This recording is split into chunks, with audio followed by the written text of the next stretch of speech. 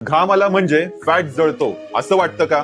घाम म्हणजे fat loss की फसवणूक? आपल्याला वाटतं जास्त घाम आला म्हणजे फॅट जळतंय, पण सायन्स काय सांगतं? घाम म्हणजे शरीराचं टेम्परेचर कंट्रोल सिस्टम. तुमचं फॅट घामातून बाहेर जात नाही, तो एनर्जी म्हणून वापरला जातो. व्यायाम केल्यावर घाम येणं हे नॉर्मल आहे, पण त्याचा फॅट लॉसशी थेट असा काही संबंध नाही. घाम येणं म्हणजे तुम्ही पाणी गमावताय. वेट लॉस होतो, पण तो वॉटर लॉस असतो.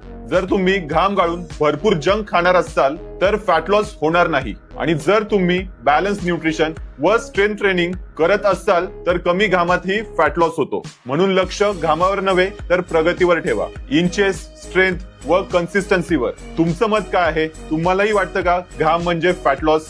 ही रील शेअर करा तुमच्या त्या मित्राला ज्याला वाटतं जास्त घाम आला म्हणजे जास्त फॅट लॉस होतो. घाम आला म्हणजे फॅट जळतो असं वाटतं का? घाम म्हणजे फॅट लॉस की